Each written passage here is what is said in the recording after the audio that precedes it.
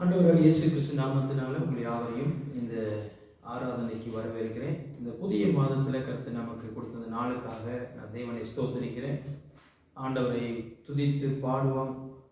தொடர்ந்து ஆண்டவருடைய வார்த்தை கேட்போம். இப்பொழுது ஒரு பாடலோடு கூட நாம் இந்த ஆராதனை தொடரும்.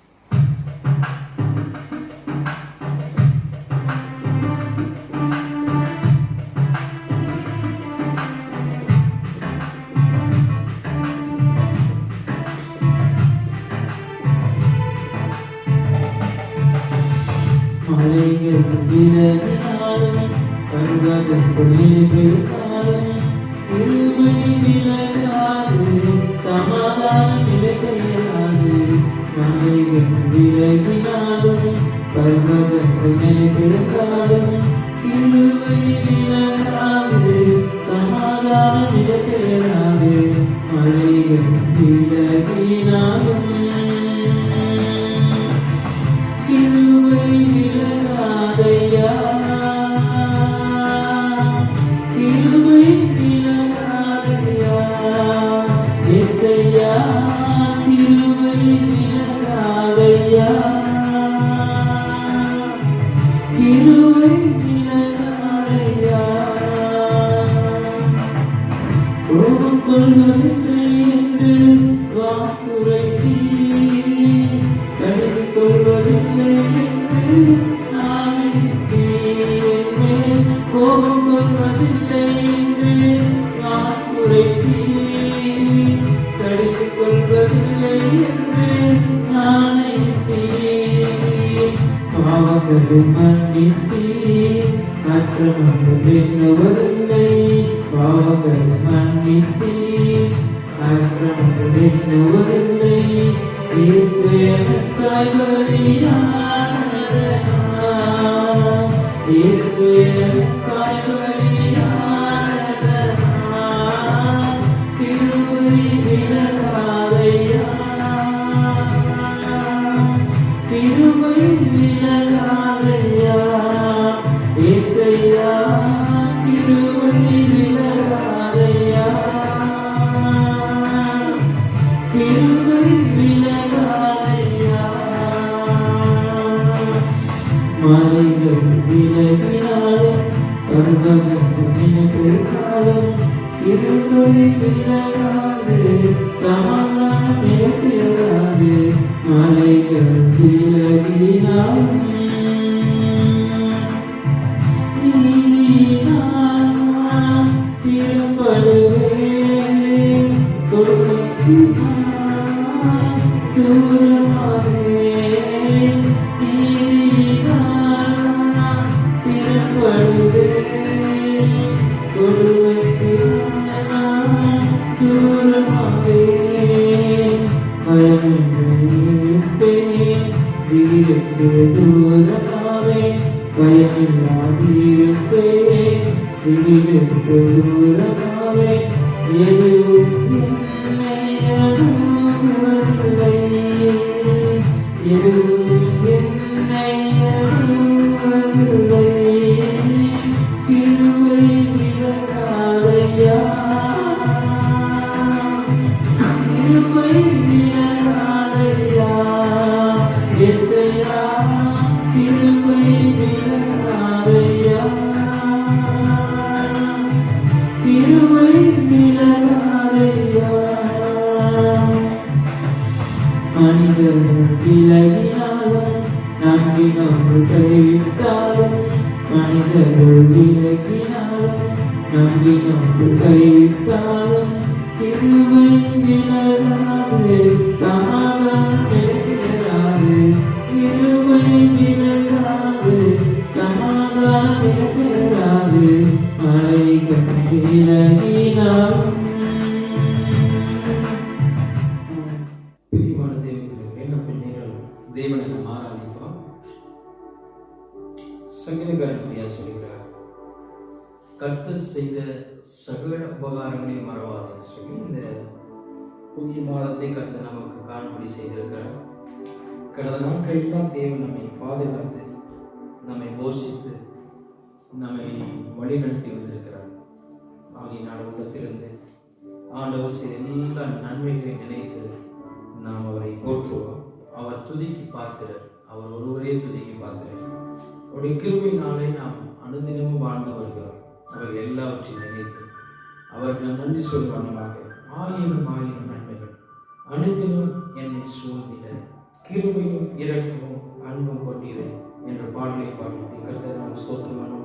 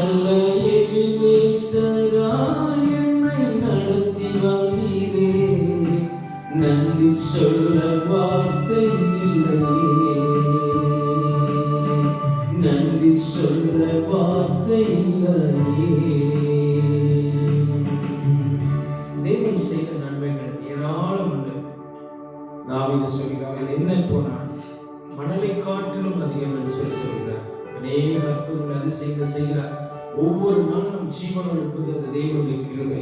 அவைகள் எல்லாவற்றையும் நினைத்து, அதனாலதான் சங்கீதக்காரர் சொல்கிறார், அவர் செய்த சகல உபகாரங்களையும் மறவாதே.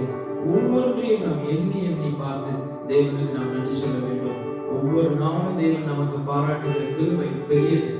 நாம் தகுதி இல்லாமல் இருக்கும்போது கூட ஆண்டவர் நமக்கு கிருபை கொடுக்கிறார், நமக்கு உதவி செய்கிறார். அந்த ஆண்டவரை உள்ளத்தில் ஆழத்திலிருந்து நாம் நன்றி சொல்லி அப்படியே மகிமைப்படுத்துவோமா? நல்லவரே, உம்மை நாங்கள் துதிக்கிறோம். சேர்ந்து அப்படியே கர்த்தரை மகிமைப்படுத்துவோம். இயேசுவே, நீ செய்த எல்லா நன்மைகளுக்காக நன்றி, எல்லா உபகாரங்களுக்காக ஸ்தோத்திரம் ஆண்டவரே. நல்ல எபினேசரா என்னை நடத்தி வந்தீரே,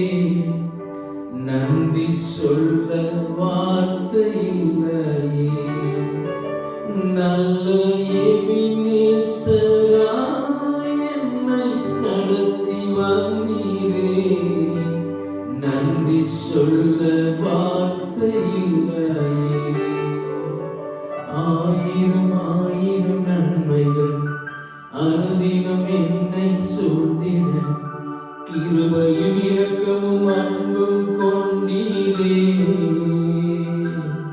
ஆயிரம் ஆயிரம் நன்மைகள் அனுதினம் என்னை சூழ்ந்திட, கிருபையும் இரக்கமும் அன்பும் கொண்டீரே. நல்ல எபினேசரா என்னை நடத்தி வந்தீரே. நன்றி சொல்ல வார்த்தை இல்லையே. நல்ல எபினேசரா என்னை நடத்தி வந்தீரே. நன்றி சொல்ல வார்த்தை இல்லையே. ஆண்டவரே, செய்த எல்லா நன்மைகளுக்காக, எல்லா உபகாரங்களுக்காக நன்றியோடு துதிக்கிறோம். நாம் நன்றியோடு துதித்து எங்கள் உள்ளத்தின் ஆழத்திலிருந்து எல்லா ஸ்தோத்திர துதி பலிகளை நாங்கள் நமக்கு செலுத்துகிறோம். துதிக்கு நீரே பார்த்தீர்கள், எல்லாவற்றையும் அங்கீகரித்துக் கொள்ளுங்கள். இயேசுவின் நாமத்தில் பிதாவே, ஆமென்.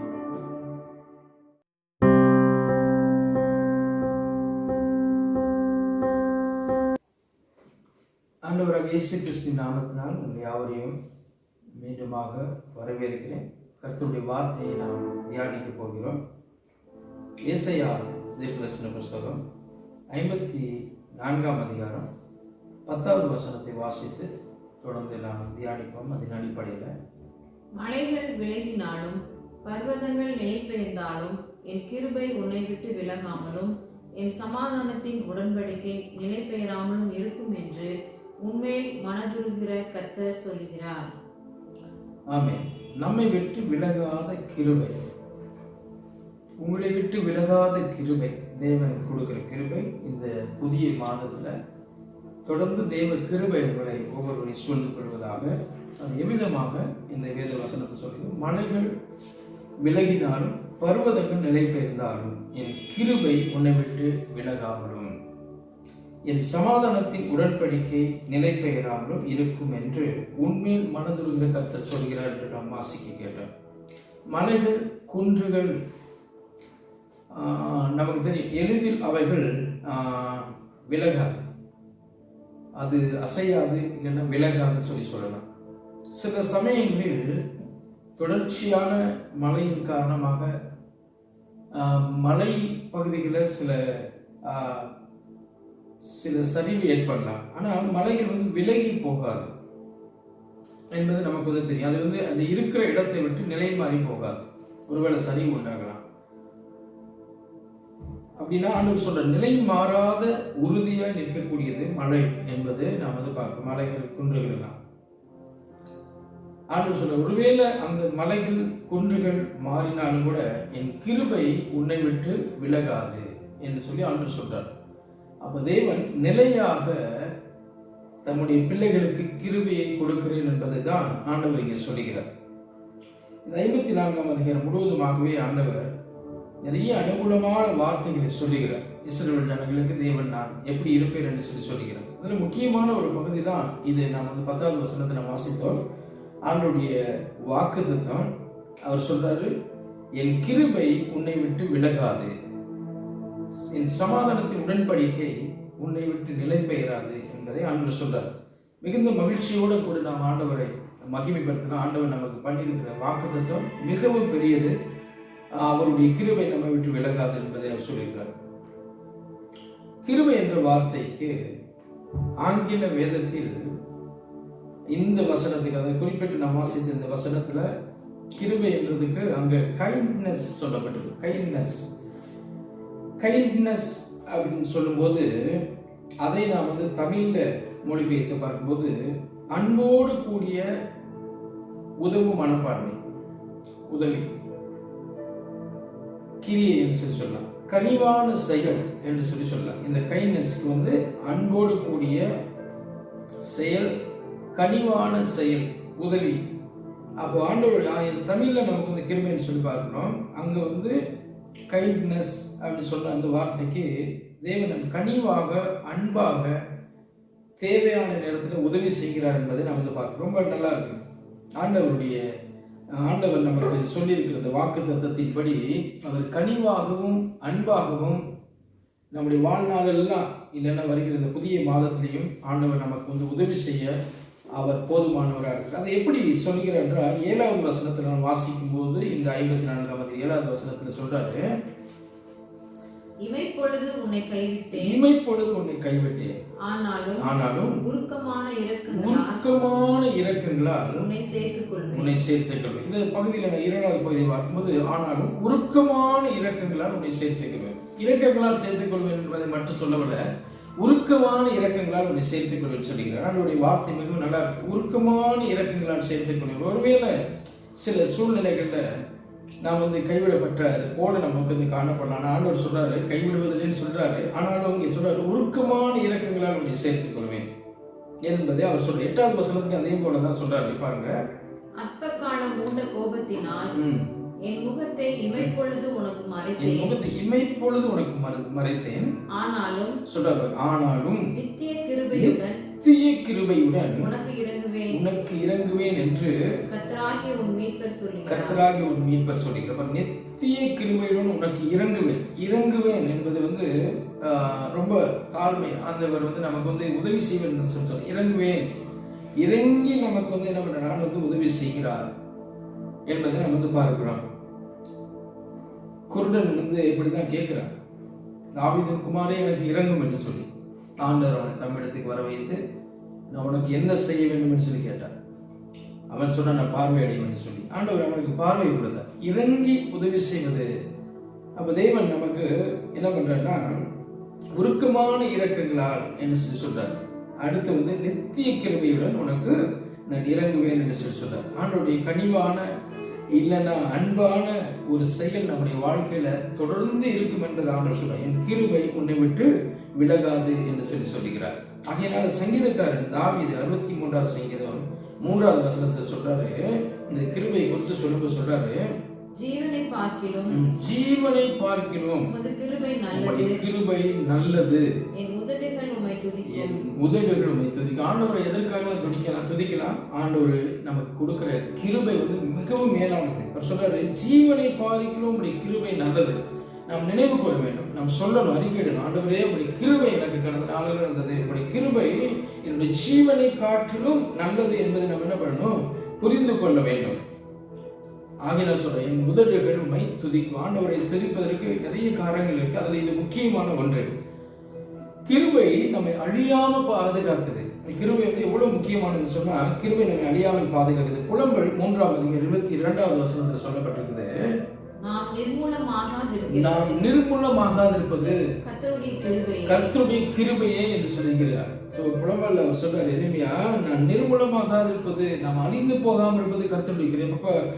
கர்த்தர் நம்மை கடந்த நாளெல்லாம் நம்மை பாதுகாத்தது வந்து அதனுடைய கிருபை. எத்தனையோ சூழ்நிலைகளை நாம் சந்திக்கிறோம், எத்தனையோ பலவீனங்களை நாம் சந்திக்கிறோம், எத்தனையோ போராட்டங்களை குறைவுகளை நாம் சந்திக்கிறோம். ஆனால் நம்ம ஒன்றுமே செய்யாது.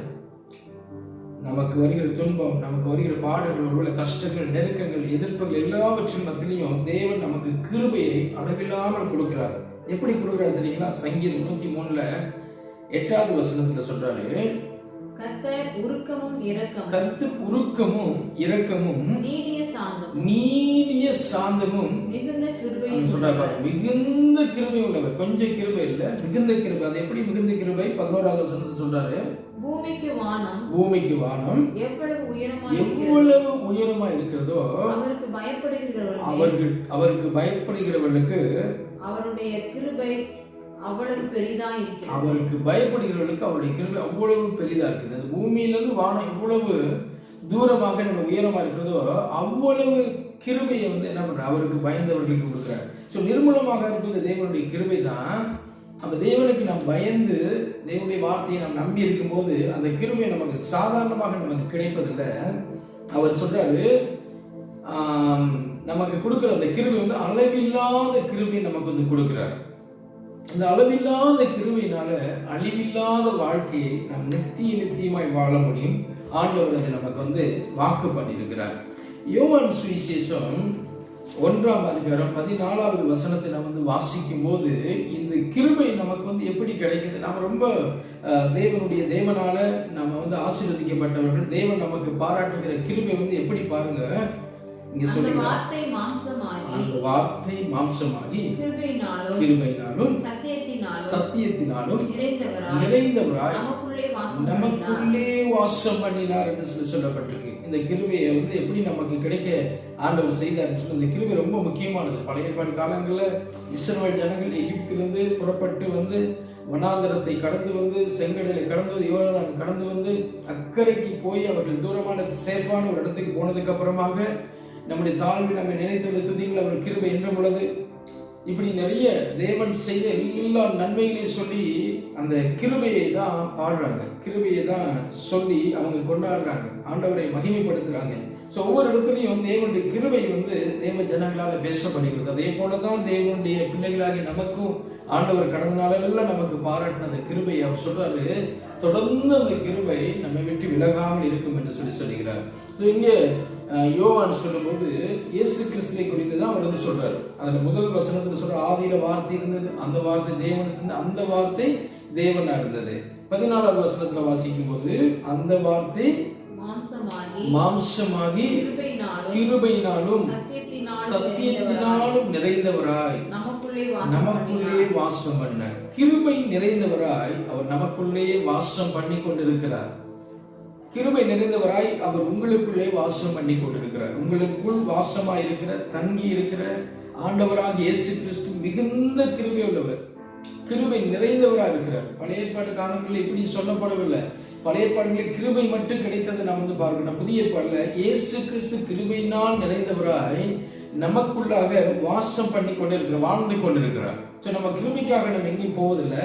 இந்த கிருபை காலைதோறும் புதிதானதுன்னு சொல்லி புலம்பல்ல நம்ம வாசித்தோம். புலம்பல்ல 23ஆம் அதிகாரத்தில் 21ஆம் வசனத்துல இந்த கிருபை காலைதோறும் புதிதானதுன்னு சொல்லப்பட்டிருக்குது. ஆனா இந்த கிருபை இயேசு கிறிஸ்து மூலமாக ஒவ்வொரு நேரமும் நமக்கு புதிதானதுதான்.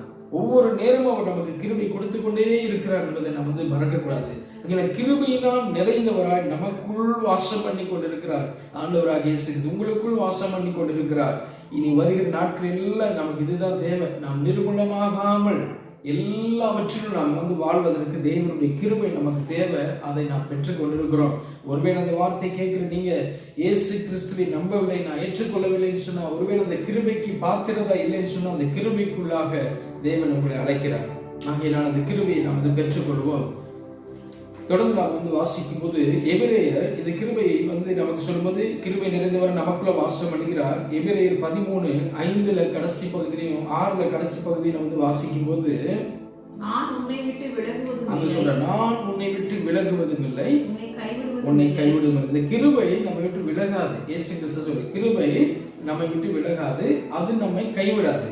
அடுத்த வசனத்துல சொல்லப்பட்டிருக்கு 6 கடைசி பகுதியில, கர்த்தர் எனக்கு சகாயர். அப்ப நாம என்ன சொல்றோம்? முதல் பகுதியில கர்த்தர் எனக்கு சகாயர், நான் பயப்படேன், மனுஷன் எனக்கு என்ன செய்வான். நாம சொல்லணும், கர்த்தர் எனக்கு சகாயர், நான் பயப்படேன், மனுஷன் எனக்கு என்ன செய்வான் என்று சொல்லலாமே என்று சொல்றாங்க. ஆகையினால அவர் நமக்கு நம்மோடு கூட இருக்கிற விலகாத இருக்கிறவர், அவர் நமக்கு சகாயராகவும் காணப்படுகிறார். ஆகையினால நம்ம பயப்பட வேண்டிய அவசியமே இல்லை. எந்த சூழ்நிலை சந்தித்தாலும் நாம் புரிந்து கொண்டு, மலைகள் விலகலாம், பருவங்கள் நிலை பெயரலாம், அந்த கிருபையினால் நிறைந்த தேவன் என்னோடு கூட இருக்கிறார், அவர் என்னை விட்டு விலகுவதில்லை. ஏசாயா 43:2 அதை எப்படி சொல்லுகிறார் பாருங்க. 43:2 ஏசாயா 43ஆம் அதிகாரம் 2வது வசனத்துல அவர் சொல்றாரு, நீ தண்ணீர்களை கடக்கும் போது நான் உன்னோடு கூட இருப்பேன், நீ ஆறுகளை கடக்கும் போது அவைகள் உண்மையில் புரளுவதில்லை, நீ அக்கினியில் நடக்கும்போது வேகாது. அந்த கடினமான சூழ்நிலையிலையும் அது உன்னை விட்டு விலகாது சொல்றாரு. இப்படிப்பட்ட கடினமான நிலைகளை நாங்கள் போகும்போது, சூழ்நிலையில போகும்போது ஒன்றை ஆண்டவர் நமக்கு உறுதியாக சொல்றார், நான் உன்னை விட்டு விலகுவதில்லை. இப்படி நமக்கு ஆண்டவர் வாக்கு பண்ணிவிட்டதுனால சங்கீதக்காரர் 46:2-3 சொல்வது போல நாம் தேவனை குறித்து நாம் சொல்லலாம். 46வது சங்கீதம் 2வது வசனம் 3வது வசனத்தில் சொல்லப்பட்டிருக்குது, ஆகையால் இப்படி சொல்லியிருக்கிறது, ஆகையால் பூமி நிலை மாறினாலும், மலைகள் நடுசமுத்திரத்தில் சாய்ந்து போனாலும், அதன் ஜனங்கள் கொந்தளித்து பொங்கி அதன் பெருக்கினால் பர்வதங்கள் அதிர்ந்தாலும் நாம் பயப்படும். காரணம் என்னன்னு கேட்டா, கீழே சொல்லப்பட்டிருக்குது கடைசி வசனத்துல, சேனைகளின் கர்த்தர் நம்மோடு கூட இருக்கிறார் என்று சொல்லப்பட்டிருக்கு. நம்ம தேவன் நமக்கு உயர்ந்த அடைக்கலமாக நம்மோடு கூட இருக்கிறார். அவர் நம்மோடு கூட இருக்க, அவர் நமக்கு அடைக்கலமானவர். நம்ம தைரியமா நம்ம வந்து சொல்லலாம், தாவீது சொல்றது போல நம்ம சொல்லலாம், நாம் பயப்படும். ஸோ மலைகள் விலகி போனாலும் சரி, பர்வதங்கள் நிலை பெயர்ந்தாலும் சரி, ஜனங்கள் கொந்தளித்து பொங்கி அதனால் அதனுடைய பெருக்கினால் பர்வதங்கள் அதிர்ந்தாலும் சரி, நாம் பயப்பட மாட்டோம். காரணம், அவர் கிருபை நிறைந்தவராய் நமக்குள் வாசம் பண்ணி கொண்டிருக்கிறார். அவர் நம்மை விட்டு விலகுவதில்லை, நம்மை கைவிடுவதில்லை என்று சொல்லி அவர் நமக்கு வாக்கு பண்ணியிருக்கிறார். தண்ணீர்களை கடக்கும்போது, ஆறுகளை கடக்கும் போது, அக்கறையில நடக்க நேரிட்டாலும், இந்த மாதிரி கடினமான சூழ்நிலை அவர் சொல்ற, நான் உன்னை விட்டு விலகுவது என்னோடு கூட இருக்கிறேன் என்பதை ஆண்டவர் சொல்லியிருக்கிறார். ஆகிய இந்த வார்த்தையினால் நம்ம தைரியப்பட்டு ஒவ்வொரு நாளும் நம்ம வந்து நம்முடைய வாழ்க்கையை வந்து முன்னெடுத்து நாம் தொடர்ந்து போறதுக்கு தேவன் நமக்கு உதவி செய்வார்கள். இந்த புதிய மாதத்தில் கர்த்தர் அப்படிப்பட்ட ஆசீர்வாதங்களோடு உங்களை நடத்துவாராக. இரண்டாவது பகுதியில இந்த 54வது ஏசாயா 54ஆம் அதிகாரத்தில் 10வது வசனத்தில் இரண்டாவது பகுதியில் சொல்லப்பட்டிருக்கு, என் சமாதானத்தின் உடன்படிக்கை நிலை பெயராமலும் இருக்கும் என்று உண்மையில் மனதுருகிற கர்த்தர் சொல்லுகிறார் என்று சொல்றார். ஆண்டவர் சொல்றார், என் சமாதானத்தின் உடன்படிக்கை உன்னை விட்டு நிலை பெயராது என்பது சொல்றார்.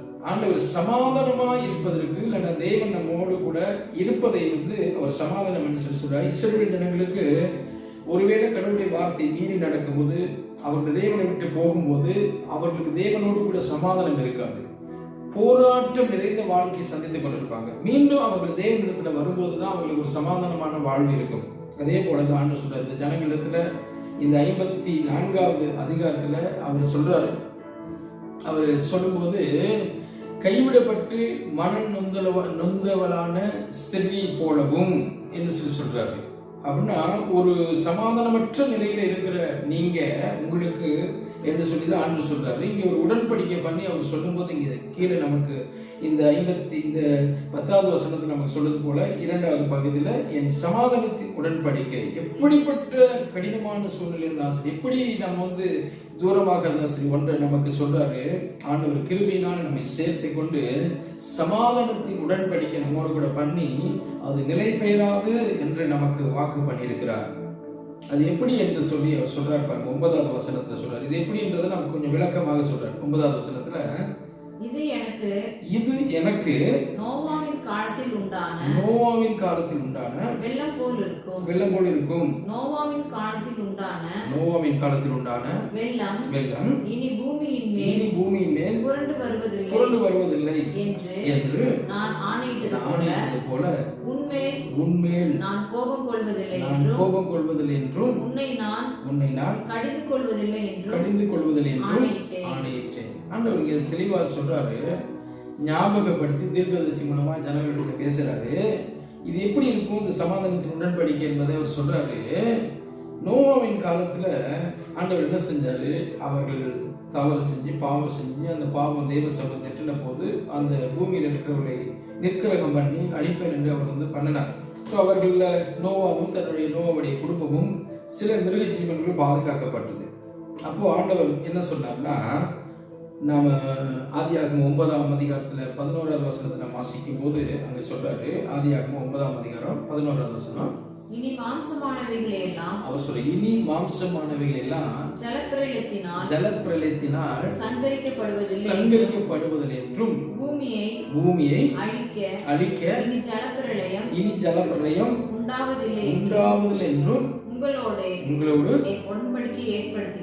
உடன்படிக்கை ஏற்படுத்தினேன் என்று ஆண்டவர் சொல்றார். அந்த உடன்படிக்கை என்ன? கீழே வசனத்தில் சொல்லப்பட்டிருக்கா, அன்றியும் தேவன் எனக்கும் உங்களுக்கும் உங்களிடத்தில் இருக்கும் சகல ஜீவ ஜந்துக்களுக்கும் நித்திய தலைமுறைகளுக்கென்று நான் செய்கிற உடன்படிக்கையின் அடையாளமாக நான் என் வில்லை மேகத்தில் வைத்தேன்.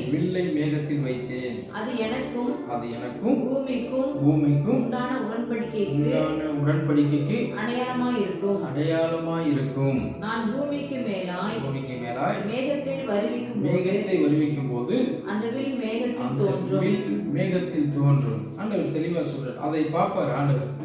மழை வரும்போதெல்லாம் நமக்கு அணி வரும்னு நம்ம நினைக்கவே தேவையில்லை. மழை வரும்போது மழைக்கு முன்பாக அந்த மேகம் வரும். அந்த மேகத்துல அந்த வானவில் தோன்றும். ஆண்டவரும் அதை பார்க்கிறார், நாமும் அதை பார்க்கிறோம். அதை நாம் பார்க்கிறோம். இந்த பக்கம் தோண்டி அந்த பக்கம் இருக்கும். அநேக ஜனங்கள் பார்க்கிற ஒரு அடையாளமா இருக்கும். தேவ பிள்ளைகளாக நமக்கு அது ஒரு அடையாளமா நமக்கு தெரியும். ஆண்டவர் நோவாவோட பண்ணின உடன்படிக்கையின்படி இந்த பூமியை ஜலப்பிரவாகத்தினால அழிப்பதில் என்று சொல்லி ஆண்டவர் வாக்கு பண்ணியிருக்கிறார். அது நோவாவோடும் அந்த ஜனங்களோடு பண்ணின உடன்படிக்கை அது நமக்கும் ஏற்றதுதான். இனி அப்படிப்பட்ட அழிவை பூமி எங்கிலும் ஆண்டவர் கொண்டு வர மாட்டேன் என்று சொல்லியிருக்கிறார். அதே போலதான் இந்த உடன்படிக்கை ஆண்டவர் சொல்றாரு, என் சமாதானத்தின் உடன்படிக்கை நிலை பெயராமலும் இருக்கும் என்று சொல்லி ஆண்டவர் சொல்றார். இயேசு கிறிஸ்து அதனுடைய அடையாளமாக காணப்படுகிறது. இயேசு கிறிஸ்துவே நம்முடைய சமாதான காரணரா இருக்கிறார். தேவனுக்கு முன்னால நின்று கொண்டு நமக்காக பரிந்து பேசி ஆண்டவர் ஒவ்வொரு நாளும் நமக்கு கிருபையை அதிகமாக கொடுத்து நம்மை வாழ வைத்துக் கொண்டிருக்கிறார். இயேசு கிறிஸ்துவே சமாதானத்தின் உடன்படிக்கையின் அடையாளமாக நமக்கு காணப்படுகிறார். இயேசு கிறிஸ்து சொன்னால், நான் உங்களுக்கு சமாதானத்தை வைத்து போகிறேன் என்பதை ஆண்டவர் நமக்கு சொல்லியிருக்கிறார். ஆகையால் இயேசு கிறிஸ்து சமாதானத்தின் காரணராக தூரமாக இருந்த நம்மை தேவனிடத்தில் சேர்த்தவராகவும் இந்த தேவனுடைய கிருபைக்கு நம்மை பங்குள்ளவர்களாக நம்ம மாற்றியிருக்கிறார். ஆகையினால் தேவனோடு கூட நாம் சமாதானம் பெற்றிருக்கிறோம். இந்த சமாதானத்தின் உடன்படிக்கை நாம் அதை தொடரும், எப்பொழுதும் தொடரும். நாம் இந்த பூமியை விட்டு போகும்போதும் நாம் தேவனோடு நித்தியமா வாழ்வோம். அந்த சமாதானத்தின் உடன்படிக்கை தான் இங்கே ஆண்டவர் நமக்கு சொல்லுகிறார். ஆகையினால்தான் அவர் சொல்றார், இது நோவாவின் காலத்தில் இருந்தது போல இருக்கும் என்று சொல்றார். ஆண்டவர் மறக்காத ஒரு நியமமாக ஆண்டவர் அதை நமக்கு கொடுத்திருக்கிறார். இயேசு கிறிஸ்துவை பார்ப்பது நிமித்தமாக நாம் தண்டிக்கப்படாம மன்னிக்கப்படுகிற ஒரு கிருபைக்குள்ளாக நாம் வந்திருக்கிறோம். அப்படிப்பட்ட அந்த சமாதானத்தின் உடன்படிக்கையை நாம் நினைவு கொண்டு தேவனை நாம் மகிமைப்படுத்த வேண்டும். ஆண்டவர் சொல்ற, நாம் சமாதானமாய் தேவனோடு இருப்பதற்கு நமக்கு கொடுத்திருக்கிற உடன்படிக்கை பெரிதாக காணப்படுகிறது. கீழே உள்ள 14வது வசனத்தை நாம் பார்க்கிறோம்.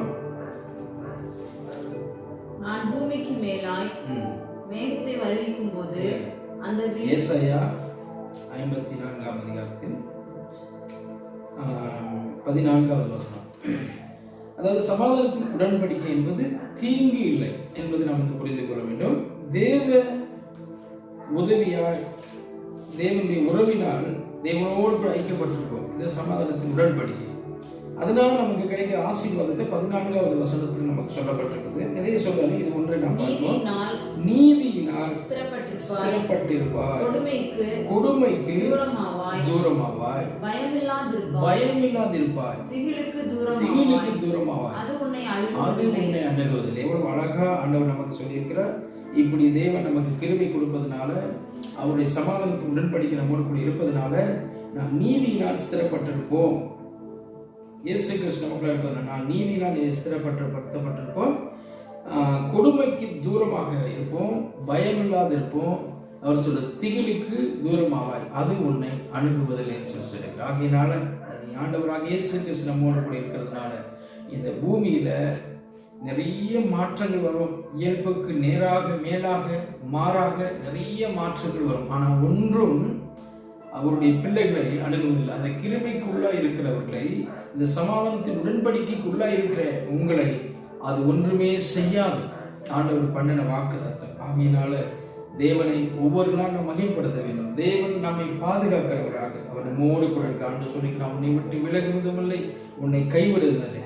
இந்த மலைகளும் விலகி பர்வதங்கள் நிலை பெயரலாம், ஆனால் சொல்லி கிருபை உன்னை விட்டு விலகுவதில்லை என்று சொல்லி அவர் வாக்குப்படினார். ஆகையினால கிருபையினால நிறைந்தவராய் ஆண்டவராக இயேசு கிறிஸ்து உங்களுக்குள் வாசமா இருப்பதனால் நீங்க விசேஷமானவர்கள்.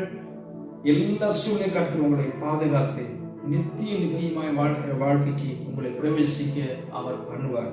ஆகையினால தீங்கை காணாமல் நாம் இருப்போம்.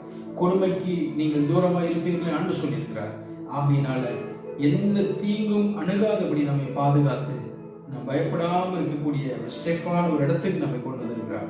ஆகையினால பிரியமானவர்களே, இந்த வார்த்தையின்படியே இனி வருகிற நாட்கள் எல்லாம் உங்களை ஆசீர்வதித்து தேவன் பாதுகாப்பாராக, அந்த கிருபை உங்களை விட்டு விலகாது இருப்பதாக என்று சொல்லி உங்களை நான் வாழ்த்துகிறேன். தொடர்ந்து இந்த கிருபைக்கு நாம் பாத்திரங்களாக தேவனை சார்ந்து நாம் வாழ்வோம். ஒவ்வொரு நாளும் நினைவோம், அந்த கிருபையினால தான் நாம் நிர்மூலமாகாமல் இருக்கிறோம். இந்த கிருபை நம்மை நிர்மூலமாக்காது, தேவ சத்தமெல்லாம் நிர்மூலமாக்காது, அது நம்மை முற்றும் அளிப்பதில்லை. ஆகையினால நித்தியமாக தேவன் நம்மை பாதுகாத்து ஆசீர்வதித்து வழி நடத்துவாராக. நாம் கண்களை மூடி தேவனுக்கு நாம் நன்றி சொல்லி நாம் ஜெபம் பண்ணுவோம். இந்த வார்த்தையின்படியே இந்த புதிய மாதத்துல ஒவ்வொரு நாளும் உங்களை ஆசீர்வாதமாக நடத்துவாராக. கண்களை மூடி ஜெபிப்போம். வானத்தையும் பூமியையும் மலைகளையும் குன்றுகளையும் உண்டாக்கின எங்கள் சர்வ வல்லங்குள்ள பிதாவே, நன்றியோடு நாங்கள் உம்மை துதிக்கிறோம், உம்மை ஸ்தோத்திரிக்கிறோம். இந்த நல்ல நாளில் நீர் கொடுத்த இந்த நல்ல வாக்குத்தத்தத்துக்காக நன்றி. அதனுடைய ஆண்டவரே ஸ்தோத்திர ஆசீர்வாதத்துக்காக நாங்கள் உம்மை ஸ்தோத்திரிக்கிறோம். ஆண்டவரே, இந்த விலகாத கிருபை எங்களுக்கு கொடுத்திருக்கிறதுக்காகவும் நிலை பெயராத சமாதானத்தின் உடன்படிக்கை எங்களோட கூட பண்ணியிருப்பதற்காகவும் நன்றியோடு நாங்கள் உம்மை துதிக்கிறோம். இந்த வார்த்தையை கேட்டுக்கொண்டிருக்கிற ஒவ்வொருவரையும் கர்த்தர் தைரியப்படுத்தி பலப்படுத்தி கர்த்தர்களை ஆசீர்வதித்து அவர்களை நன்மையினால் நிரப்ப வேண்டுமா ஜெபிக்கிறோம். ஆண்டவரே, நீ வருகிற நாட்டெல்லாம் நீதியினால் அவர்களை ஸ்திரப்படுத்தி கொடுமைக்கு தூரமாகவும் ஆண்டவரே பயமில்லாமல் இருக்கிற வாழ்க்கையும் திகிலுக்கு தூரமாகவும் ஆண்டவரே ஸ்தோத்திரம் எல்லாம் அவர்களை அணுகாதபடி பாதுகாக்க வேண்டுமா ஜெபிக்கிற கர்த்தாவே, தொடர்ந்து இந்த புதிய மாதம் முழுவதுமாக ஆசீர்வாதம் இருக்கட்டும், நன்மை அவர்களை தொடரட்டும். ஆண்டவரே, பூமி எங்களும் அநேக திகிலான தீங்கான காரியங்கள் சூழ்ந்திருக்கின்ற காலத்துல ஆண்டவரே நீதிமான ஆண்டவரே பாதுகாப்பை என்று வாக்கு பண்ணியிருக்கிறபடி உடைய ஜனமாகி இந்த ஆண்டவரே ஸ்தோத்திர ஜனங்கள் ஒவ்வொருவரையும் ஆண்டவரே உடைய பிள்ளைகளாக இந்த ஜனங்கள் ஒவ்வொருவரையும் கர்த்தர் ஆசீர்வதிக்க வேண்டுமா ஜெபிக்கிறோம். எங்களை ஆண்டவரே உடைய மறைவுக்குள்ளாக கொண்டு வருகிறோம், உடைய கிருபைக்குள்ளாக கொண்டு வருகிறோம். நீர் எங்களை பாதுகாத்து ஆசீர்வதித்து நன்மையால் நிரப்புவீராக. இந்த மாதத்துடைய தேவைகளை சந்தையில் போக்குவரத்தை கர்த்தர் ஆசீர்வதிப்பீராக. அநேகருக்கு ஆசீர்வாதமாக உடைய பிள்ளைகளை மாற்ற வேண்டுமா நான் ஜெபிக்கிறேன். எல்லா துதி கன மகிமையுமாக செலுத்துகிறோம். ரட்சகராக இயேசுவின் மூலமாய் வேண்டிக் கொள்கிற நல்ல பிதாவே, ஆமென், ஆமென். God bless you. ஆண்டவரை ஆசீர்வதிப்பார்.